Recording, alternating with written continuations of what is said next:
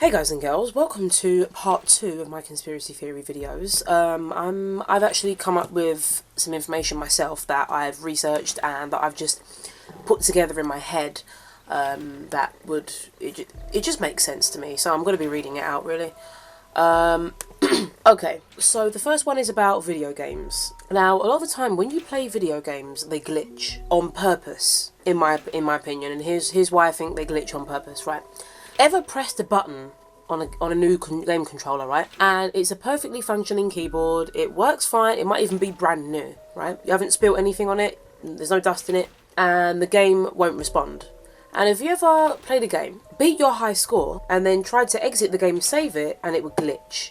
So the only way for you to exit the game is to basically lose all of your progress, and then have to start again, which will make you play even more. But notice how it happens at certain times.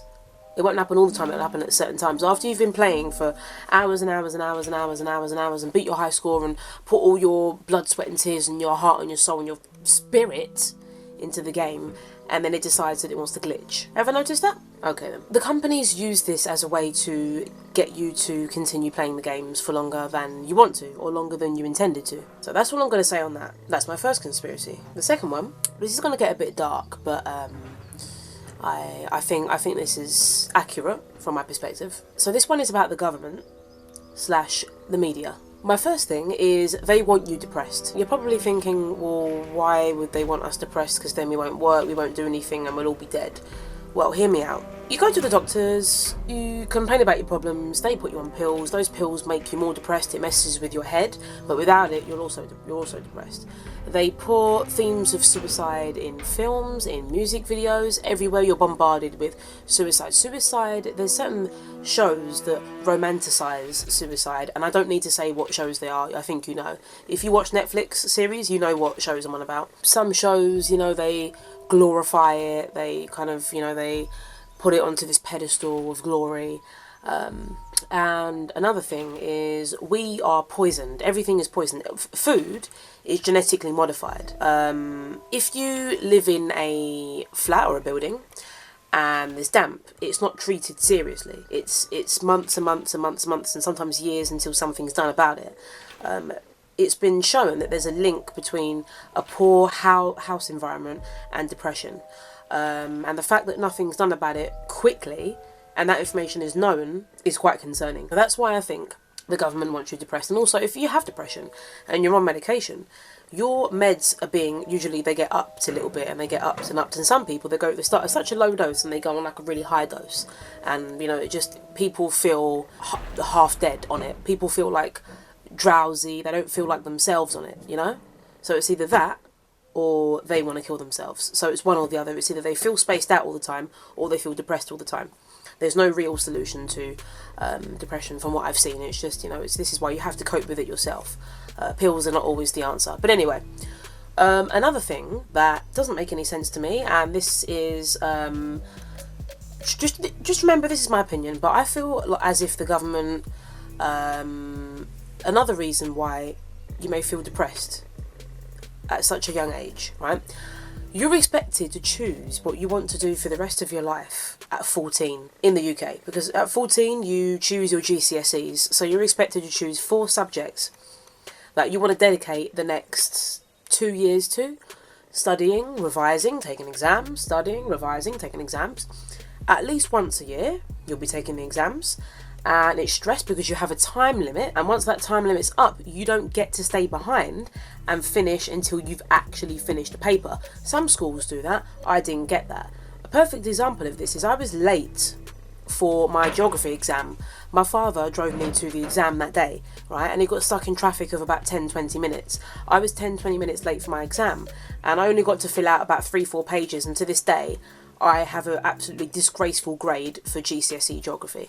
Now, 14 years of age is way too early to choose what you want to do for the rest of your life, right? Some people know at 14, it's a small percentage of people, but some people know. Not many people know. So the fact that you're having to choose your GCSEs, which will be followed by your A-levels, which will be followed by maybe a diploma if you don't want to do A-levels, or eventually a degree, or maybe, further education, or vocational education, or your maybe self-study. You know, you'll self-teach, I don't know, something. So that's what doesn't make any sense to me. And then another thing is that the life cycle. This is another thing that makes me feel like the government wants you to be depressed. The government wants you to basically be this robot. They want you to be born, be socially conditioned to be normal, what's considered normal, and then you're expected to go to school, go to secondary school, go to college, go to uni, or if not, do an apprenticeship, get some sort of job, and then basically work on a certain wage for the rest of your life, maybe get a few promotions, but not promoted by March, work, retire when you're 60, die. And they make self-employment incredibly difficult. Self-employment is not taught in schools, and it should be, because I think it would take a lot of people out of depression, especially out of financial depression. Financial depression is one of the factors in suicide. I think it's very important that schools should start teaching self-employment, and schools should offer ways for people to become self-employed if they desire it. I genuinely think that should be a course that should be available at schools and colleges, and apprenticeships for self-employment, where somebody decides within 30 days what they want to do as self-employed. They put their heart, mind and soul, energy, body and spirit into it, and they go for that. So there you go. I can't say this wasn't inspired by Shane Dawson, because it was a little bit. So anyway, this isn't probably going to get very many views, but, you know, I appreciate the views it may or may not get. It depends on what sort of audience I attract with this video and other factors. Anyway, so this is part 2 of my conspiracy theory videos. If you guys like this style of video, let me know in the description below. And I mean that because I say to you guys to comment down below, and you don't comment. Comment down below. I know there's people watching this video. Comment down below. Leave a comment. Leave a like or a dislike. Leave a comment. Say something. Share the video. Share it to Facebook. Share it to Twitter. Share it to Reddit. Share it to StumbleUpon. Share it everywhere. Put it on Tumblr. Put it on Facebook groups. Share it around. Share it to people on WhatsApp, on Facebook. Share it. Share the video. Get my channel out there. I really appreciate it, because that helps me out a lot. If you share my link, that helps me out so much. If you put it on your page, that helps me tremendously. You're not paying me, you're just sharing my link. That's it. So that's all I have to say, guys and girls. So thank you very much for watching, if you're still watching at this point. Love, peace. Hope you enjoyed this video, and